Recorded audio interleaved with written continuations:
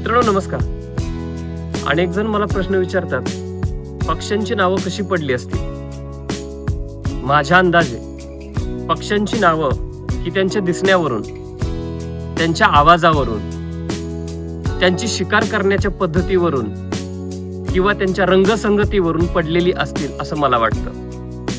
वेगवेगळ्या बोली भाषेमध्ये पक्ष्यांना वेगवेगळी नावं देण्यात आलेली आहेत.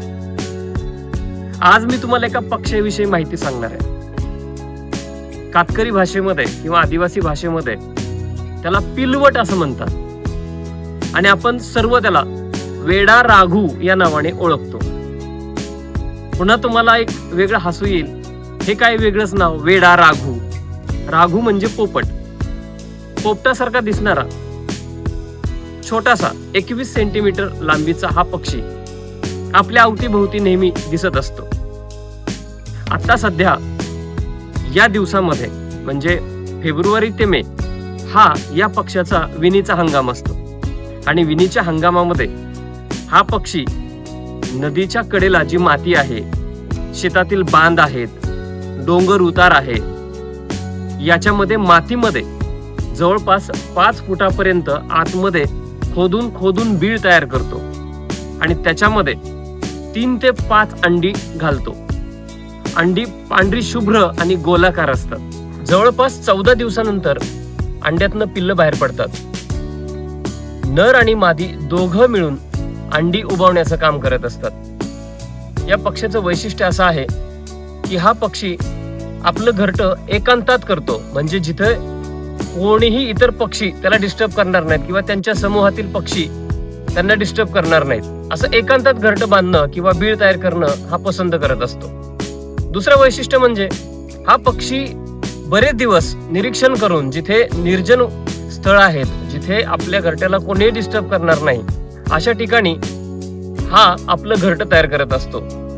हिवाळ्याच्या दिवसामध्ये या पक्ष्याची एक वेगळीच गंमत आपल्याला पाहायला मिळते. हिवाळ्याच्या दिवसामध्ये थव्याच्या थव्याने एखाद्या तारेवर हे पक्षी बसलेले दिसून येतात. मग ते सकाळची वेळ असेल किंवा संध्याकाळची वेळ असेल. हिवाळ्यामध्ये थंडी त्यांना लागत असते किंवा थंडी वाजत असते. मग सकाळच्या वेळेला ते एकमेकाला अशी चिटकून बसतात ना. बरं, चिटकून म्हणजे थंडीपासून बचाव करण्यासाठी ते बसत असतात. चिटकून बसल्यानंतर सकाळी सूर्यप्रकाश त्यांच्यावरती पडला तर त्यांचा जो कलर आहे तो चमकतो आणि त्याच्यामध्येच वेड्यासारखे कसरती त्यांच्या चालू होतात. म्हणजे एकमेकाला चिटकून बसल्यानंतर त्यांचे जे चेहऱ्याची हालचाली आहेत ते इकडे इकडे इकडे इकडे अशा होत राहतात आणि त्यातनं एखादा पक्षी अचानकच उडतो, पुन्हा येऊन बसतो, पुन्हा उडतो, पुन्हा येऊन बसतो, अशा त्यांच्या हालचाली सतत चालू असतात. सायंकाळच्या वेळेला मात्र हे पक्षी एकत्र धुळीचं स्नान करायला येतात.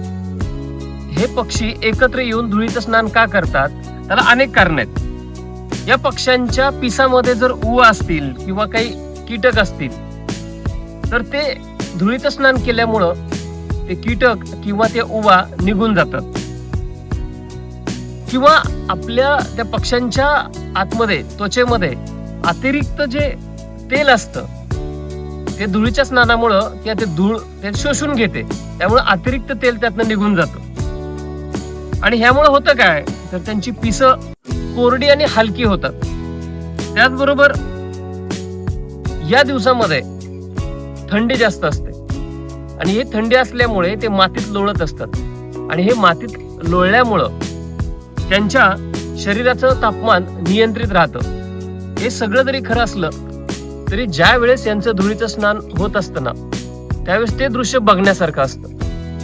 मग ते धुळीचं स्नान करत असताना असे पंख पसरून असे लोळत असतात आणि एखाद्या उंच ठिकाणी बसतात सगळे पक्षी, एखाद्या तारेवर, एखाद्या झाडावर, आणि एक पक्षाने उडी मारली की त्याच्या पाठीमागे सगळे पक्षी खाली उतरतात आणि त्या धुळीचं स्नान करण्यासाठी ते एकत्रित येतात. तो एकत्रित आल्यानंतर तो जो सोहळा असतो धुळीच्या स्नानाचा बघताना तो एक खूप छान असतो. परंतु तिथे जर आपण त्यांना डिस्टर्ब केला तर ते पक्षी तिथून उडून जातात आणि दुसरीकडे धुळीचं स्नान घेतात. मग हे जे त्यांचं वैशिष्ट्य आहे म्हणजे पक्ष्यांचं, हे आपल्याला जर कॅमेरा असेल किंवा एखाद्या व्हिडिओच्या माध्यमातून दिसतं.